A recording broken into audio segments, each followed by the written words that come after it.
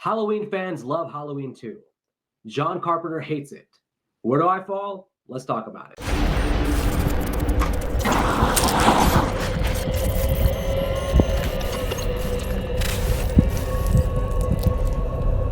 Hello everyone, Vic here with another video talking about the Halloween series. Today I'm talking about Halloween 2, near and dear to all our hearts. Most of us have pretty fond feelings about Halloween 2, but I want to do a deep dive, really explore some theories about Halloween 2, try to figure out what hasn't been talked about, see what theories we can explore. So let's talk about the background for Halloween 2. Now, if you remember, Halloween from 1978 was a huge independent hit, made way more money than anybody expected. So, of course, a couple years go by and it's time to do a sequel. This is, of course, the early 80s where the horror genre had taken off. Friday the 13th, let's see, My Bloody Valentine, The Prowler, Prom Night, The Fog. The horror genre was booming in the early 1980s, and the original Halloween's a big reason for that. So, of course, if everybody else is getting some of that gravy, why can't Halloween jump in, get some of that gravy with the sequel? But the problem with the sequel was that when John Carpenter sat down to write it, he realized that there was no story to tell. He never meant for Halloween to be a franchise. He never meant for the Michael Myers story to be an ongoing story. It meant to be a one and done. When Michael disappears in the night at the end of part 1, that's supposed to be it. That's supposed to be in the line, in the story. John Carpenter wanted to do an anthology series, which we'll see with Halloween 3. But for Halloween 2, he felt like there's no story left to tell. So he's struggling to come up with a story. Famously, after downing a couple of drinks, a little bit intoxicated, Mr. Carpenter comes up with the, I guess, brilliant idea of Michael Myers being Laurie Strode's sister. But Carpenter would not come back and direct. That'd be left to Rick Rosenthal. The good thing is, though, with Halloween 2, we do pick up immediately where the first Halloween left off, which means Jamie Lee Curtis is going to have to wear a wig in this movie because she had already cut her hair between Halloween and Halloween 2. So, Halloween 2, where do we fall on this? Well, everybody knows, well, maybe some of you know that have watched the channel, my favorite Halloween sequel is Halloween 4. Halloween 4, the most underrated sequel. I think the best sequel in the franchise. I'm not that high on Halloween 2018. I'm even less high on Halloween Kills. And Halloween 2, I do enjoy. I do like this movie. I think it's a great follow-up to part 1. Yes, you can do the thing where you watch Halloween, immediately throw Halloween 2, and have that night he came home all in one night feeling. But my Halloween 4K Blu-ray came in, so I figured I'd do a deep dive, watch it very closely, and really figure out what I don't like about the movie. So Halloween 2 fans, do not hang me on a crosshair. I'm going to go over the strengths and weaknesses and some things that maybe don't make sense. And the first thing is that they didn't have the rights, I guess, to the original Halloween, so they had to refilm this opening, basically refilm the ending of Halloween for the opening of Halloween 2, which I'm cool with. You're going to show the same thing over and again, but there's one problem with this, and that's Michael floating on the balcony. What the hell is this? Loomis shoots him, shot him 6 times, as he famously said, even though he shoots him 7 times here at the beginning of Halloween 2. But what the hell is Michael doing floating on this balcony? I don't understand. If you're going to make it take place on the same night, you refilm the scenes, why can't you give us at least some consistent continuity here? That's jarring to see Michael can actually float on air now, but okay, whatever. So Michael Myers shot 6 times, disappears in the night. Loomis with the, well, first of all, I have to credit whoever thought of the idea of having Mr. Sandman play at the very opening. Amazing. I was so freaked out by Mr. Sandman as a kid because there's something about taking like an innocent childlike song and giving it kind of a horror context to it. The song Mr. Sandman is creepy as hell if you listen to the lyrics. So I have to commend whoever thought about that. Brilliant way to open this movie. We get the famous line of, "You don't know what death is," cutting to the new sync score for Halloween 2. A little bit jarring, but I have to admit, I love the Halloween 2 score. I love the opening credits. These first couple of minutes, man, I'm on board. So we're picking up right where we left off. We're starting with a point of view shot of Michael Myers, shot, wounded, but not dead. Just needs to recover a little bit. So he's kind of hiding in the shadows, watching Loomis from afar. Loomis hyping up the fact that he shot Michael to bracket. So what does Michael do? Well, he walks over to the Elrod's house. We get this amazing shot of Michael in the background of Mrs. Elrod, who's in the background of Mr. Elrod, just trying to make him a sandwich. But Michael Myers says, "Hey, we don't want mayonnaise on the sandwich. We want blood on the sandwich." But Michael's really there to get a knife. So Michael takes the knife, disappears to next door where Alice is staying. Alice, I don't know if this was a nod to Friday 13th, maybe. I don't know. Who knows? But Alice next door, excited that her parents have left for the evening. She has the night to herself. But her friend, which is a voice on the phone, actually played by the girl who played Annie in part one. Shout out to Nancy Loomis with a small cameo in part two. Informs Alice that, hey, you didn't hear? Someone died. That makes Alice turn the radio to hear that, yes, it's been confirmed. 3 dead teenagers found. Now, we'll come back to that in a moment because this news, whoever reports this news is very quick and it does make me think about something else. But Alice, in the background, we see Michael Myers come into the house. Alice turns to see the front door wide open. Now, I know this is the early 1980s. This is before Scream, so maybe all the horror cliches haven't set into, the horror stereotypes haven't set into middle America yet. So maybe poor Alice hasn't seen any horror movies yet. She skipped The Prowler. She skipped My Bloody Valentine. She skipped The Burning. But man, I gotta say, if your friend just told you that a killer's on the loose and then your front door is wide open, I mean, that is a hell of a hint to get the hell out of the house. And by the way, she has a clean exit to the back door she can make. She doesn't even actually have to even approach the front door. Okay, what's annoying about this scene really is that we see her scan her entire living room. She looks front to left to the right as if she's about to cross the road. She scans the entire living room. She walks about a couple steps, and Michael Myers jumps out of nowhere. It looks like Michael Myers was hidden in hell and then came out from hell, jumps up and gives her a quick kill. And Michael's eyes look very pissed off. I guess he didn't take those 6 bullets. He didn't take those 6 bullets too kindly. Okay, the way Alice scanned the room, it's almost impossible that she wouldn't have seen Michael crouching down there. I mean, he's not behind a couch. He's not anywhere where he'd be like hiding. He's crouching on the ground. How is it possible she could scan the room before moving forward and not see Michael sitting there? She probably saw Michael and should have been like, hey, I'm not going to say anything. I'm going to quietly walk backwards toward the back door. If he has to capture me, he's going to have to run after me. And we know that's really not Michael's thing to run in this movie. So she probably could have got away, went to the Elrod's house, been good to go. This is the first sign that Michael's a little bit different in this movie. The Michael from the first movie was a very plotting, strategic, in the shadows, in the cut, really didn't kill anybody who was not directly in his way. So why does he kill Alice? Well, again, I guess he's just pissed off. But this is also the start of a new Michael because Halloween 2 came out at a time where slashers were big and the body count had to be bigger. The slow, suspenseful sort of style of the original Halloween just wasn't going to fly in Halloween 2. The audience expectation had now become, hey, we want gore. We want a body count. We want random kills. I'm not the biggest fan of this transition in the Halloween series, but okay. Michael kills Alice for whatever reason just to get some kind of frustration out.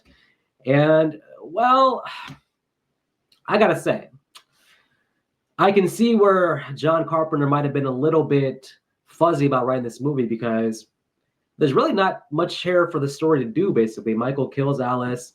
He's going to kind of disappear from the movie for a little while. We're going to catch up with Loomis, talking to Brackett. But the whole,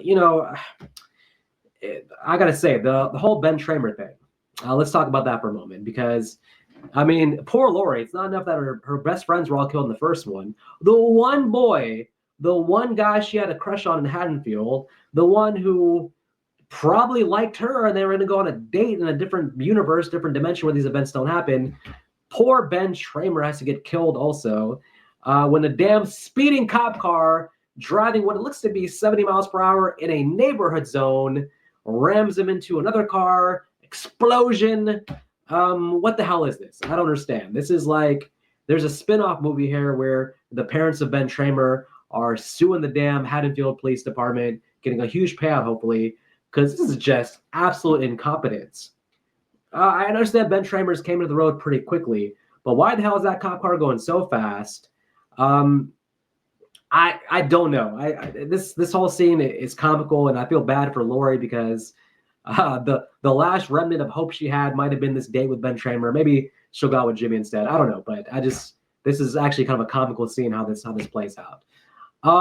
Brackett gets notified by the other cop that 3 dead bodies were found, and one of them was Annie. Now, I'm a little bit confused because if we go back to Alice listening to the radio, which is a little while before this, there was already a news report that 3 bodies have been found. So Sheriff Brackett, the sheriff, at this point hasn't been already notified about these 3 dead bodies. He's finding out for the first time. Nobody contacted him on the radio. How does this reporter have the report on the radio where random teens know about this before Sheriff Brackett?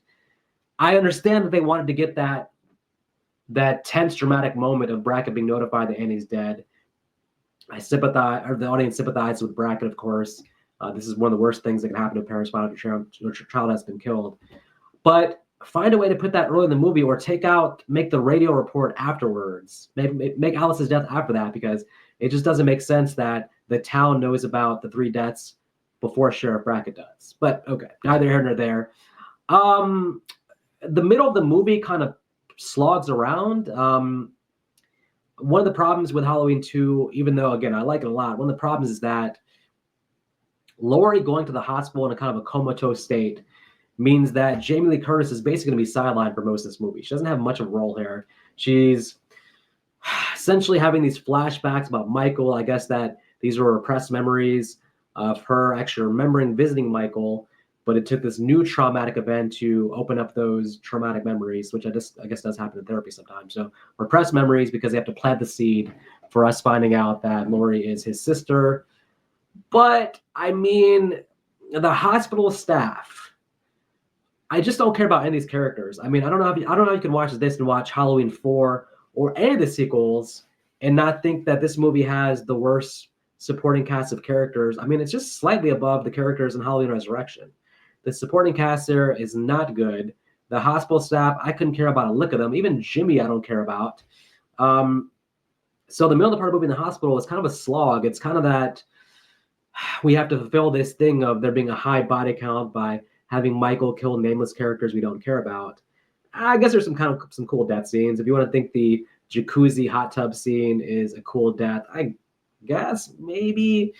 I didn't care for it that much. The cop being killed reminded me a lot of the cop in Friday the 13th Part 2 exploring Jason's shack and getting killed. Again, I don't know which one came out first. I don't know if they were taking inspiration from that. But the hospital setting, I mean, this is a dreary, dark, seemingly abandoned hospital. This looks like like the mall in Dawn of the Dead. Like, I don't understand why this hospital is so abandoned. Where's the other patients? Like, are hospitals at night actually like this? Because this is pretty discreet. Now, let's go back to Michael for a second. Michael Myers, one of the issues watching Part 1 and Part 2 back to back is that we had Nick Castle in the original Halloween, and now we have Dick Warlock in Part 2. Their performances, their movements, their style couldn't be any more different. It does seem like Michael Myers, after getting shot 6 times, transformed into a completely different human being with different movements. Somehow getting shot has turned him more into a robot because the movements here are robotic. Now, I've seen in recent years, though, that a lot of people actually put Dick Warlock's performance up there with Nick Castle's. Like, they're both extremely iconic, and there's no wrong or right answer. If you prefer Dick Warlock's Michael over Nick Castle's Michael, I think they're both fantastic. I'm just talking about the difference. It makes it kind of jarring if you watch them back to back. Michael in the first movie, again, strategic, in the background, doesn't really call attention to himself.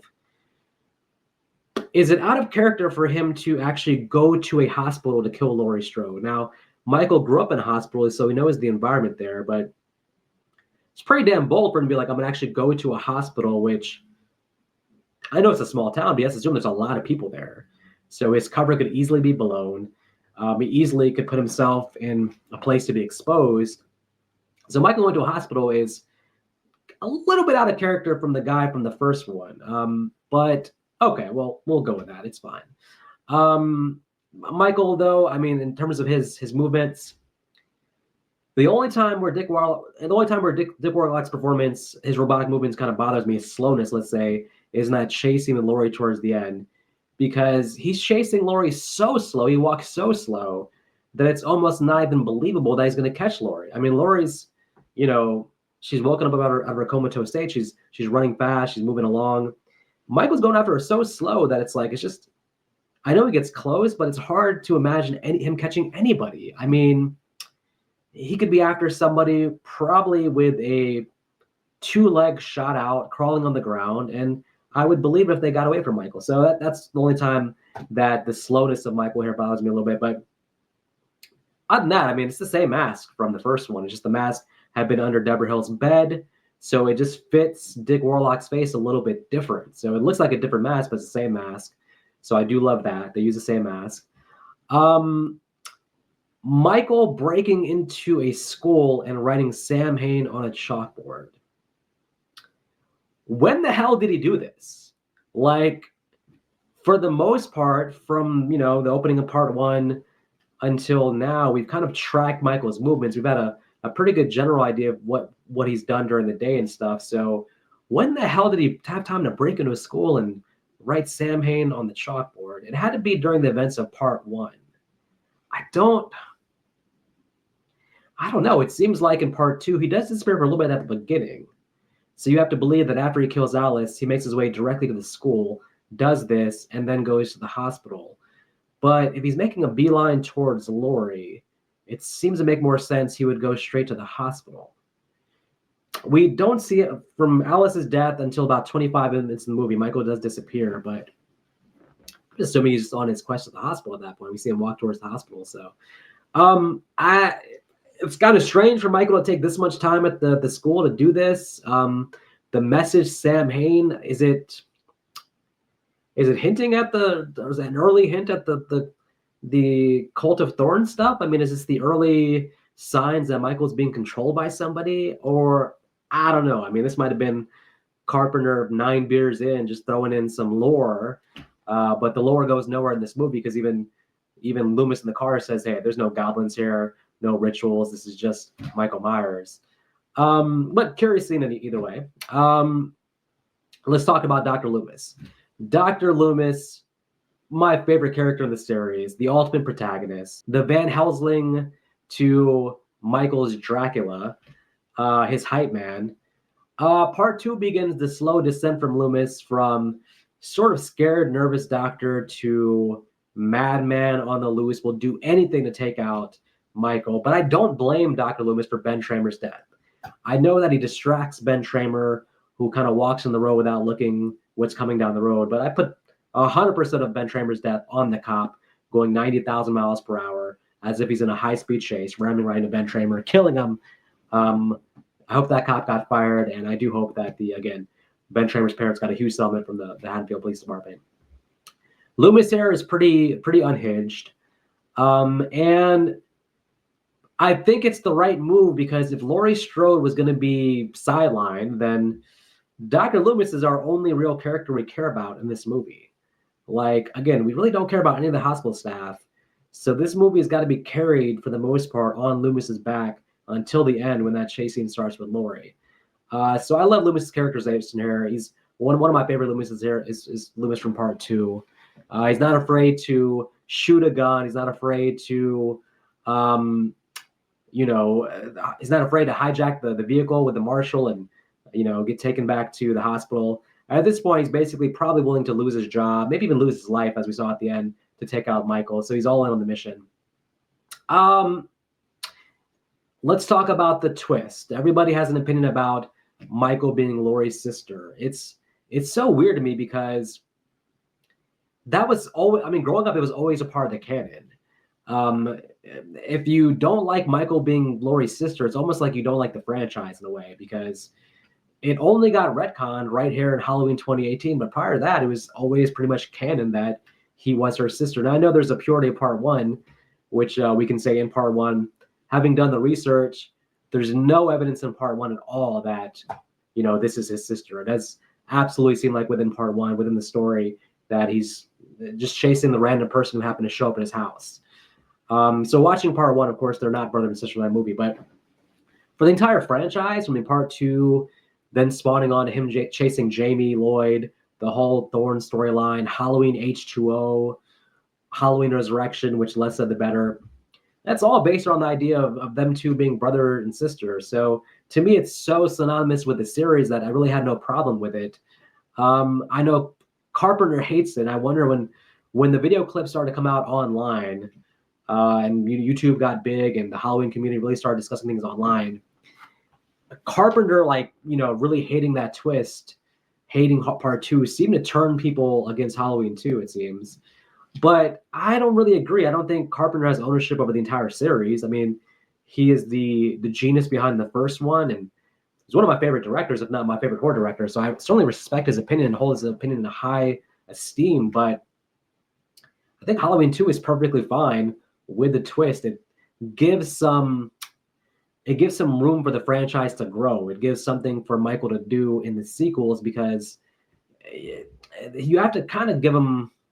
Well, I can see both sides. I can see the side of basically keeping him as a pure thing. It's just, I'm okay with it here. That's not the direction they went, and I'm okay with that. It does puzzle me, though, that there was this missing file. I know in the movie they say that the court sealed off the file to give the family some privacy, but it's really hard to believe that Michael's own doctor didn't have access to his entire history. The fact that Loomis is blindsided with this, that's a tall tale.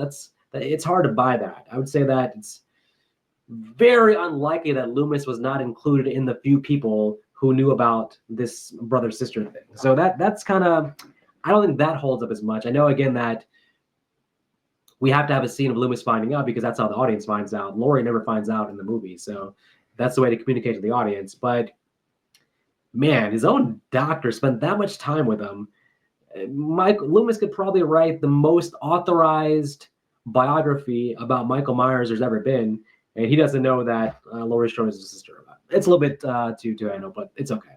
Laurie Strode in this movie, I find it interesting that at no point does she seem to talk about Annie or Linda, or really even ask about Michael Myers in the hospital. She seems to be in a comatose state for most of it. When she does talk to Jimmy, I would think she'd be like getting more details about, hey, what's going on? Where's Michael? Where's Loomis? But she seems to really not care about that stuff. In fact, the movie almost insults us with the idea of her and Jimmy forming a romance. I'm glad they didn't go there, because I feel like Laurie has a lot on her mind here, a lot going on. I don't think she's going to be, and Jimmy's being nice to her because he knows her from school or something, but they almost hint at the idea of a romance here, and I don't buy it. I know that it's obviously very convenient to be like, hey, Jimmy ends up being Jamie Lloyd's father. Maybe, but I don't know. And speaking of Jimmy, what the hell happened to Jimmy? I don't understand. So he slipped, he got a concussion, he passes out in the vehicle. In sort of the one of the deleted scenes or the television cut, I guess they do show Jimmy in the ambulance at the end. But come on, man, Rosenthal, Carpenter, somebody, like, you can't have one scene at the end where you show Jimmy's okay. This is the new Where's Paul from Friday the 13th Part 2. I just feel like they didn't give that character any closure. Minor pet peeve, because nobody really cares about Jimmy that much. But man, just show him in the ambulance, something. Like, give us that ending. It's in the television edition, so whatever. All right.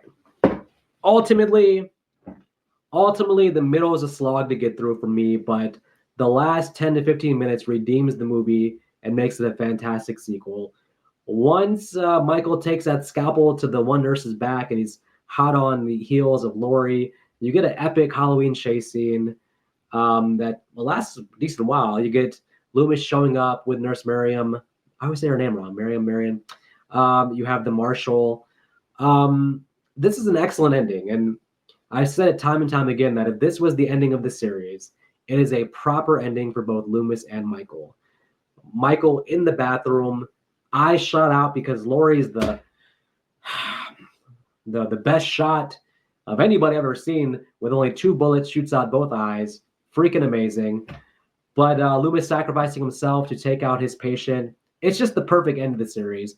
We see Michael's body burning. There's no hint of him getting up and walking away, as they say in H2O. I love the ending. The ending and the beginning of the movie, I think, are top tier, best in the franchise. It's the middle part that I feel like doesn't hold up as well as some other things in the franchise because of the hospital setting. Because the hospital setting does get kind of boring at certain points because the staff is just nameless characters we don't care about. Are there other lingering things about the movie we can talk about? Well, one thing is, where the hell is Laurie Strode's parents at? I mean, okay, in the first movie, the events of the first movie, I think, end around 10:30 or 11 o'clock. So I know that Laurie's parents probably went to some party or something like that, and it's going to be a late night for them, and that's fine. But by middle end of Halloween 2, it starts to stretch the believability that Laurie's parents aren't at the hospital with her. Surely somebody from Haddonfield has called the parents to notify them that their daughter has been attacked and is at the hospital. I don't know how far her parents drove, but this is one of the longest nights possible, I would say. But Laurie's parents should probably be at her bedside by the end of Halloween 2. So that's a little bit, I don't know. This character is never spoken about, but it'd been interesting to see to get his reaction. I'm talking about Annie's boyfriend, Paul. Nobody ever talks about Paul from part 1. She talks to Paul on the phone. Paul is waiting for Annie to come to her house. You could have done a nice follow pair with Paul, have him show up, have him be a part of the cast. This is something where you could connectively tie, give some more connective tissue to part 1. And then in a way, it's not like you would care about Paul's character, but you give us another character from part 1 that we actually care about. It's kind of jarring that Brackett leaves the movie so early because he is one of the returning characters. Laurie's sidelined. Loomis is our main connective tissue. I would have loved Brackett to have a bigger role in part 2. It's understandable, though, of course, that, that's the right reaction if his daughter's found dead. He has to go, talk to his wife and kind of handle his family matters at that point. So I get it, but man, you could have brought Annie's boyfriend Paul in this somehow. Maybe he comes to the hospital to visit Laurie, and then Michael takes him out. Just the easy threads you could do to kind of make this story feel a little bit more fuller. Well, that's mostly everything I have to say about Halloween 2. As most of you know, I do rank Halloween 4 as my favorite sequel. I go the initial Halloween, then Halloween 4. But Halloween 2 is not far behind. I think it is a perfect ending for Michael Myers.